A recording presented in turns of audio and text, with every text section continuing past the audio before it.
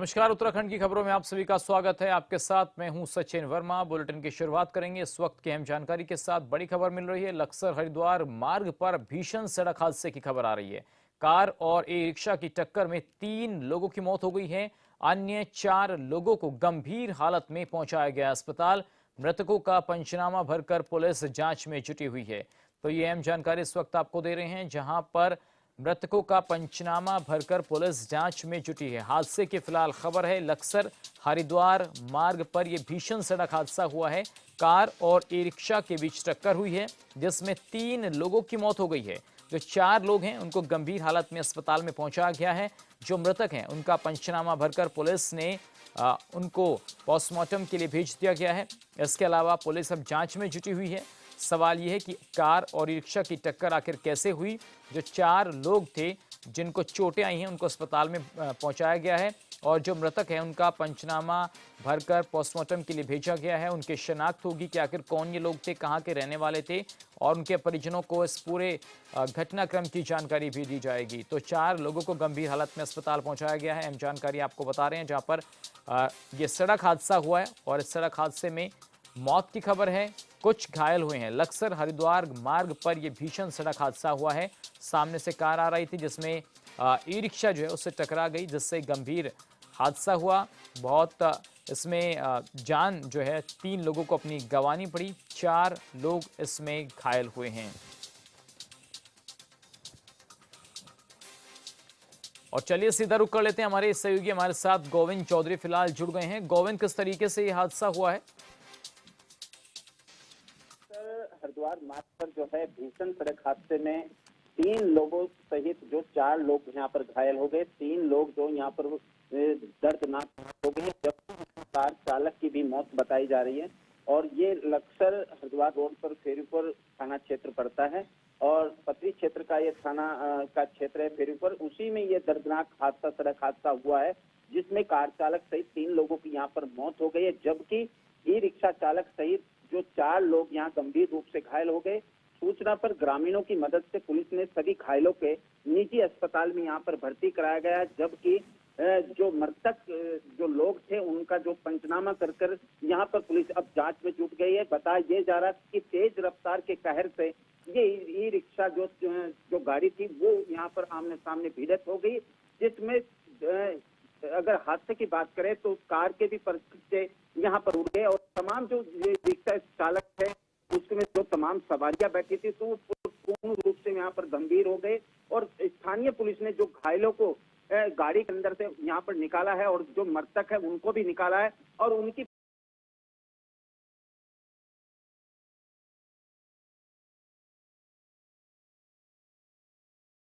पहचान की अगर बात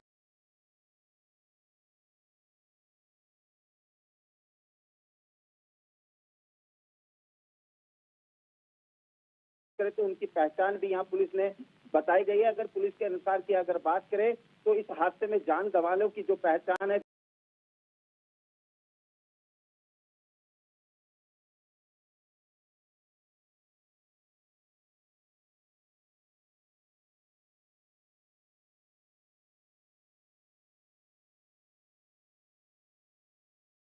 जो है उनको घायल अवस्था में हॉस्पिटल में भर्ती कराया गया है।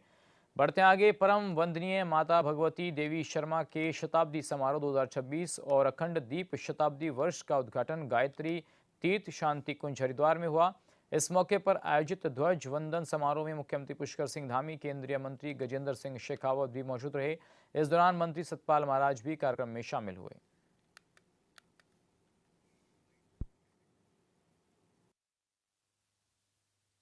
आप सबको याद होगा 2013 में जब आपदा आई थी, भीषण आपदा से पूरा केदारनाथ का पूरा परिसर, केदार धाम पूरी तरह से क्षतिग्रस्त हो गया था, तहस नहस हो गया था।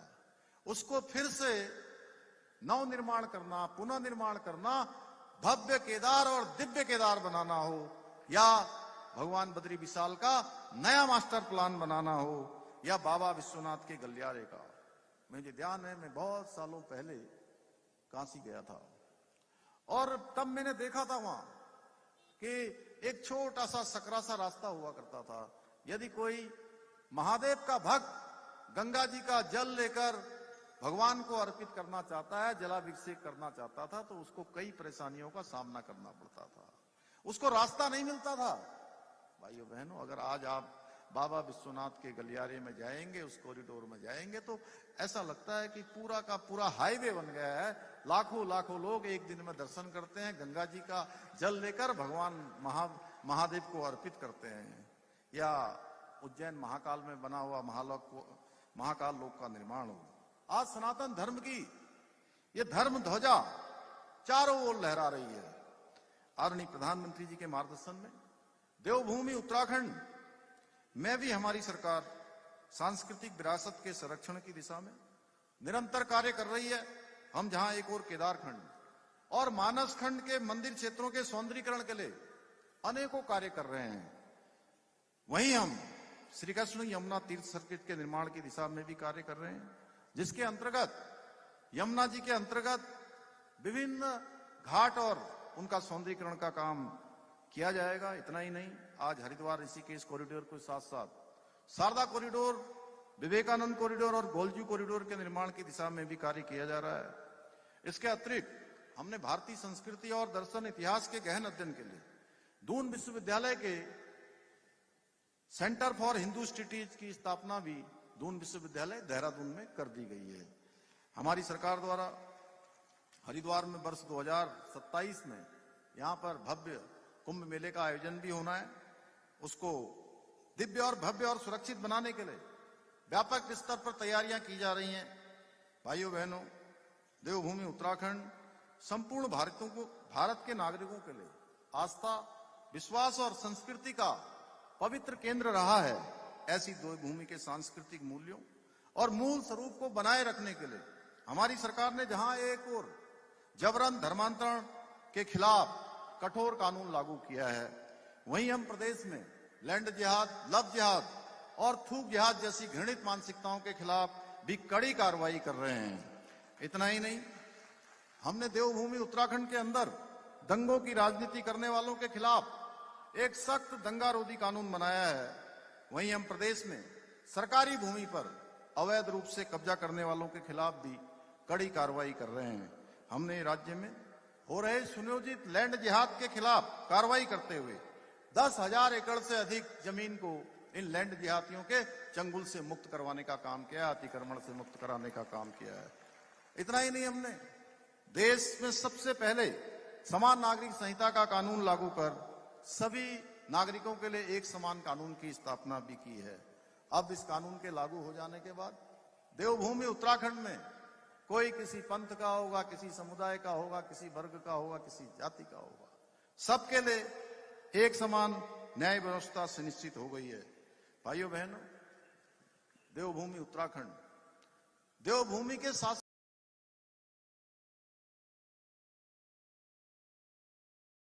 साथ पूरे देश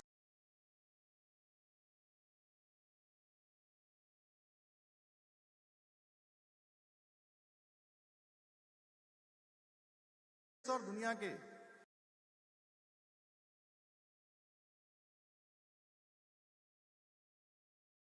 सनातनियों के लिए, धर्मावलंबियों के लिए एक पवित्र स्थान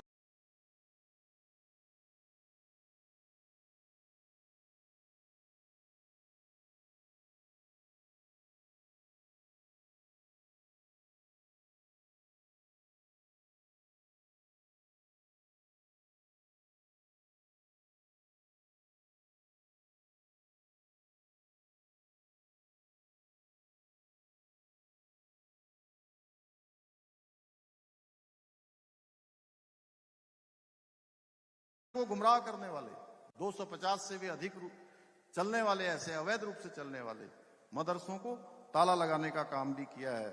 आप सभी जानते हैं, कुछ लोग हमारे धार्मिक स्थलों पर बेस बदलकर सनातन धर्म को बदनाम करने का षड्यंत्र कर रहे हैं। इसलिए हम उत्तराखंड में ऑपरेशन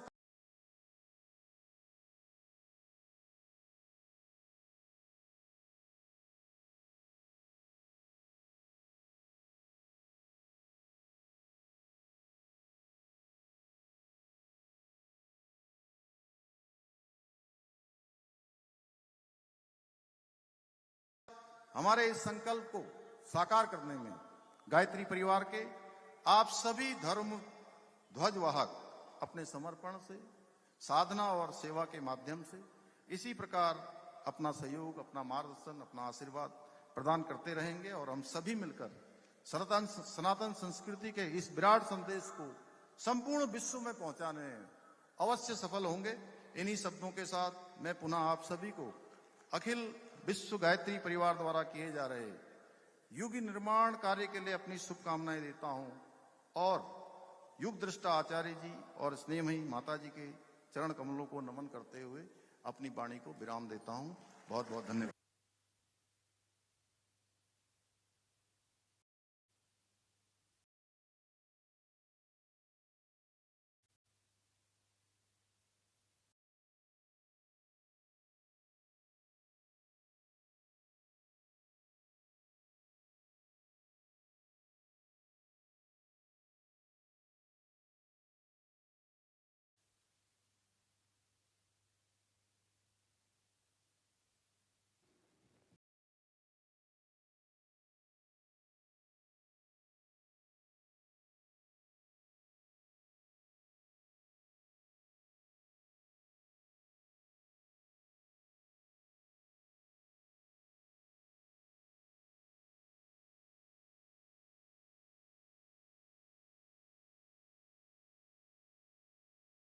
ने कंपनी प्रबंधन, पर्यटन विभाग और उच्च अधिकारियों से सभी दस्तावेजों के आधार पर संवाद किया और 10 दिन का अल्टीमेटम दिया। उन्होंने चेतावनी भी दी है कि तय समय में रास्ता नहीं खोला गया और शुल्क वसूली बंद नहीं हुई तो नगर पालिका कठोर कार्रवाई करेगी।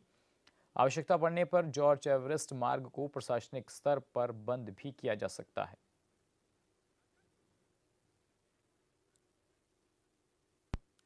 देखिए, ऐसा मेरे संज्ञान में अभी आया है कि अधिकारियों को अंदर नहीं आने दिया जा रहा था या मीडिया कर्मियों को अंदर नहीं आने दिया जा रहा था। मैंने सख्त निर्देश कर दिए थे कि हमारे जो जॉर्ज एवरेस्ट समिति के जो लोग हैं वो प्लस मीडिया वाले प्लस नगर पालिका के कर्मचारी, ये सब लोगों को अंदर आने दिया जाए। बावजूद उसके भी अगर ऐसा हुआ तो ये बिल्कुल निंदनीय बात है।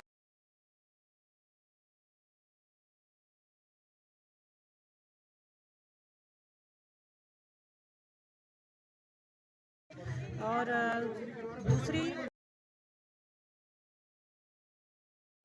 दूसरा यहाँ पे क्योंकि कोर्ट का भी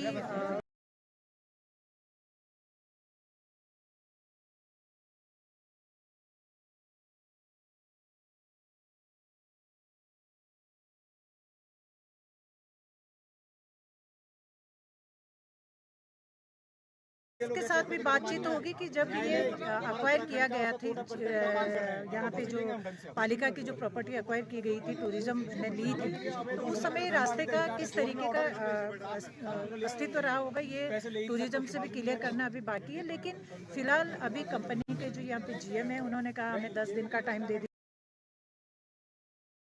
दीजिए, हम अपने मैनेजमेंट से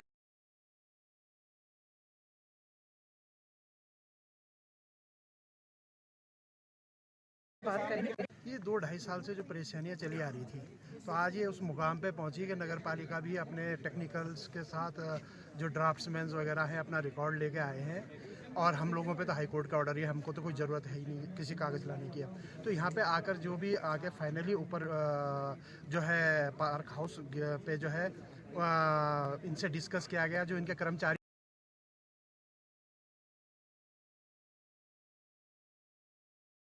मेन तो टूरिज्म है, टूरिज्म उस चीज़ को जो उन्होंने इन्हें कहा होगा इन्होंने उस हिसाब से कर रहे हैं। लेकिन रास्ता ये आज क्लियर हो गया है। ड्राफ्ट्समैन इस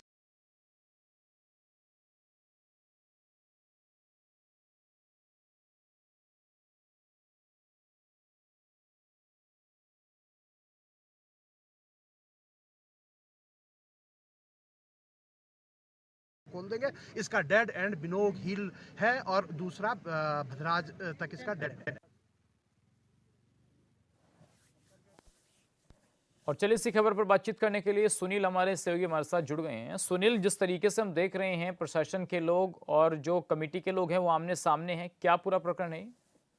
सचिन, देखिए ये मसूरी के जॉर्ज एवरेस्ट का पूरा प्रकरण है। यहाँ पर जो निजी कंपनी द्वारा जॉर्ज एवरेस्ट को 1 करोड़ रुपए सालाना पर लिया गया है। सबसे बड़ी बात है कि 172 एकड़ जो जमीन है वो सरकार ने मात्र 1 करोड़ रुपए की लीज पर यहाँ पर साल भर पे दे दी गई है और इसके लेकर कंपनी ने यहाँ पर पूरा अराजकता का माहौल बना दिया गया है। पहले तो मुख्य जो जहाँ से जॉर्ज एवरेस्ट का रास्ता शुरू होता था वहां पर गेट लगाकर वहां पर अवैध वसूली की जा रही थी। हर पर्यटक से 200 रुपए पर पर्सन लिया जा रहा था और गेट के अंदर अगर गाड़ी जाती है तो 1000 रुपए वहां पर एंट्री फीस ली जा रही थी। और इसके बाद यहाँ पर जो स्थानीय लोग थे उन्होंने काफी विरोध करा। लगातार यहाँ पर इस जो जहाँ पर ये एंट्री फीस ले रहे थे, क्योंकि वो एक आम रास्ता है, वहां पर किसी प्रकार की एंट्री नहीं ली जा सकती है, परंतु सरकार का दबाव और जो कंपनी का जो पूरा एक प्रोपेगेंडा यहाँ पर चला, उस एंट्री फीस को लेकर यहाँ पर लड़ाई लड़ी गई। जद्दोजहद के बाद यहाँ से जो जहाँ से जॉर्ज एवरेस्ट की शुरुआत होती है वहां पर एंट्री फीस को हटाया गया और उसके बाद वहीं से ही आधा किलोमीटर ऊपर फिर इन्होंने एक गेट लगा दिया और एंट्री फीस लिया जा रहा था। उसको लेकर यहाँ पर जो जॉर्ज एवरेस्ट संघर्ष समिति के जो सदस्य थे वो लगातार सरकार के पास गए, प्रशासन के पास गए, पर्यटन विभाग के पास गए, परंतु कोई भी सुनने को यहाँ पर तैयार नहीं था। और उसके बाद इन्होंने उच्च न्यायालय का दरवाजा खटखटाया और यहाँ पर उच्च न्यायालय ने 6 जनवरी को एक फैसला दिया कि आप इस रास्ते में कोई भी एंट्री फीस नहीं ले सकते हैं और ये क्योंकि आम रास्ता है और इसी ऑर्डर को लेकर ये वापस यहाँ मसूरी आते हैं और इस एंट्री जो गेट है उसे हटाने की बात करते हैं। परंतु जो कंपनी है उनकी हिटलरशाही इतनी जबरदस्त है कि उन्होंने वहां पर गार्ड तैनात कर दिए गए हैं। रात को भी यहाँ पर बताया जा रहा है कि वो जो बिना लाइसेंस के यहाँ पर बंदूक लेके घूम रहे हैं और लोग काफी परेशान हैं। और इसी को लेकर यहाँ पर जो जॉर्ज एवरेस्ट संघर्ष समिति थी उन्होंने पालिका अध्यक्ष से इस पूरी मामले की शिकायत करी है। कोर्ट के ऑर्डर के इम्प्लीमेंट की बात यहाँ पर की जा रही है और उसी को लेकर आज पालिका अध्यक्ष मीरा सकलानी पूरे नगर पालिका के प्रशासनिक अमले के साथ मौके पर पहुंची और रास्ता जो एक बहुत बड़ा डिस्प्यूट बना हुआ है उसको लेकर वहां पर बातचीत करने के लिए पहुंची थी। परंतु जो कंपनी के संचालक है, आप देखिए कि जैसे उनको पता लगा कि यहाँ पर पालिका अध्यक्ष और उनके कर्मचारी आ रहे हैं और यहाँ पर कई मीडिया कर्मी भी उनके साथ आ रहे हैं, तो उन्होंने मुख्य गेट पर यहाँ पर लॉक कर दिया। काफी जद्दोजहद यहाँ पर की गई, मीडिया कर्मियों को अंदर नहीं जाने दिया जा रहा था। पालिका अध्यक्ष को भी गेट पे रोका गया और उनसे पूछताछ की गई कि आपके साथ कौन है। और यहाँ पर सबसे ताज्जुब की बात है कि जो पालिका अध्यक्ष की तो गाड़ी जाने दी, परंतु जो पालिका के अधिकारी थे उनकी गाड़ियों को गेट पर रोका दिया गया और वो भी पैदल वहां तक अब उनके कार्यालय तक गए। मान लिया जाए कि किसके संरक्षण में इन लोगों की गुंडागर्दी चल रही है? पालिका अध्यक्ष को नहीं जाने देंगे, अधिकारियों को नहीं जाने देंगे, आम आदमी की बात नहीं सुनेंगे, गार्ड तैनात कर देंगे, तो कोई तो होगा जो इसके पीछे काम कर रहा है। सचिन देखिए, ये पहले भी मामला खुला था जब एक अखबार ने इस पूरे घोटाले को प्रकाशित किया था। ये बताया जा रहा था कि जो पतंजलि के डायरेक्टर है बालकृष्ण, वो इसके मेन जो टेंडर जिन्होंने लिया है वो इसके मालिक है। और सबसे बड़ी बात है कि टेंडर में भी बहुत बड़ा घोटाला यहाँ पर किया गया था। तीनों टेंडर एक ही फर्म के थे और एक ही फर्म के जो मालिक है वो बालकृष्ण है। तो ये माना जाता है कि सरकार का पूरी तरीके से संरक्षण है। जो यहाँ के पर्यटन मंत्री है सतपाल महाराज, उनका पूरा संरक्षण है। बताया जा रहा है कि उनकी भी भागीदारी इसमें सुनिश्चित की गई है। और ऐसे में जिस तरीके की हिटलरशाही, जिस तरीके की अराजकता मसूरी में फैल गई है, उससे साफ तौर है कि लोगों में भारी आक्रोश है। और जिस तरीके से यहाँ पर पालिका अध्यक्ष और उनके कर्मचारियों के साथ, पत्रकारों के साथ भद्रता की गई है, तो अब कहीं ना कहीं ये मामला तूल पकड़ रहा है। लोग अब बड़ा आंदोलन करने की बात कर रहे हैं। जिस तरीके से भारतीय जनता पार्टी की सरकार पर पहले ही कई आरोप लग रहे हैं और मसूरी का ये जीता जागता उदाहरण तो साफ दर्शा रहा है कि किस तरीके से पूरे बेशकीमती प्रॉपर्टी को यहाँ पर औने पौने दाम पर दे दिया गया। और सबसे बड़ी बात है कि यहाँ पर एयर हाउस जो कंपनी है उसके हेलीकॉप्टर्स भी चल रहे हैं और ये पूरा जो एरिया है ये वाइल्ड लाइफ सेंचुरी है। यहाँ पर जंगली जानवर रहते हैं। ठीक है सुनील, आपने बहुत महत्वपूर्ण जानकारी दी है और आपने इस खबर की जो पड़ताल की है वो वाकई में दर्शकों तक पहुंचनी बहुत जरूरी थी। शुक्रिया आपका इस तमाम जानकारी के लिए। बढ़ते हैं आगे। डोईवाला में महिलाओं का मनोबल बढ़ाने और उन्हें आत्मनिर्भर बनाने के लिए कार्यक्रम का आयोजन किया गया, जिसका शुभारंभ डोईवाला ब्लॉक प्रमुख गौरव सिंह ने किया। कार्यक्रम का उद्देश्य महिलाओं को प्रोत्साहित कर अन्य महिलाओं को भी आत्मनिर्भर बनाने के साथ ही स्वरोजगार से जोड़ना है। वहीं कार्यक्रम में एक समूह से जुड़ी लगभग 150 महिलाओं को प्रमाण पत्र का वितरण किया गया।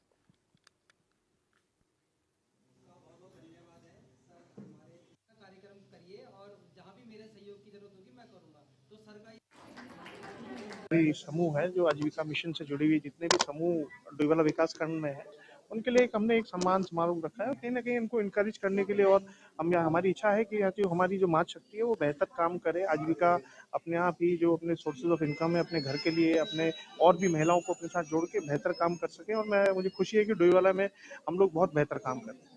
जिस तरह से जो काम हमारी महिलाएं कर रही हैं और बेहतर तरीके से और लोगों को एक अपने अपने ग्रुप्स को आगे लेके जा रही है, तो बहुत बेहतर काम कर रहे हैं। चार दीवारों के अंदर नहीं है महिलाएं। और डोईवाला मैं समझता हूँ कि उत्तराखंड में सबसे अच्छे ऊपर वाले स्थान पे फर्स्ट प्लेस पे आएगा। मेरा उम्मीद है कि जिस तरह से यहाँ पे हमारी जो समूह काम कर रहे हैं। हमारे जो ये स्वयं सहायता समूह यहाँ पे आप देख रही हैं महिलाएं, ये बहुत अच्छा कार्य कर रही हैं और इनका जो है पोटेंशियल देख के लग रहा है कि ये जो है आगे भी बहुत बढ़िया काम करेंगी।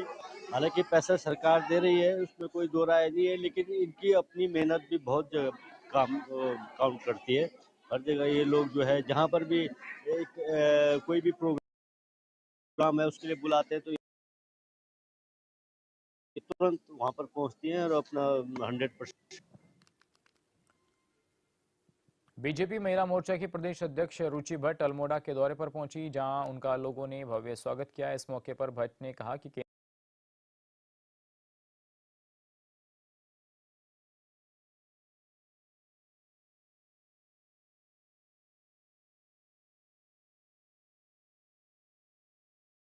केंद्र और राज्य सरकार की योजनाओं को अंतिम व्यक्ति तक पहुंचाना उनका मकसद है। जल्दी संगठन का विस्तार किया जाएगा। वहीं अंकिता भंडारी मामले को लेकर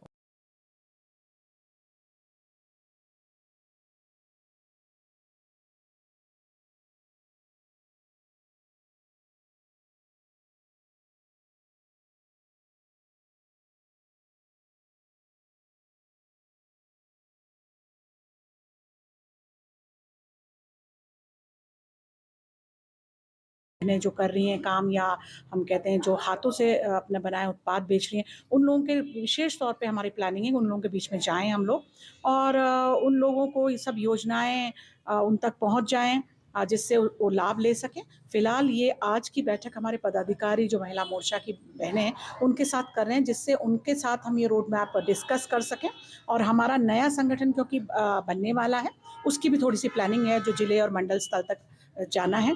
तो विशेष इसमें अभी यही है। क्या इसको 2027 की तैयारी सुनने? बिल्कुल, हम बिल्कुल तैयार हैं और हम अटैकिंग मोड में हैं अब। भारतीय जनता पार्टी खासकर और महिला मोर्चा ने अपने हाथ में कमान ली है, क्योंकि 50% बहनें हमारी जो उत्तराखंड की हमारी महिला बहनें वही हमारी की वोटर्स हैं और उनके बीच में जाके हमें काम करना है, प्रदेश सरकार की योजनाएं उन तक। और चलिए फिलहाल खबरों में मेरे साथ बस इतना ही। बाकी अहम खबरों के लिए आप बने रहिए चैनल न्यूज़ के साथ। नमस्कार।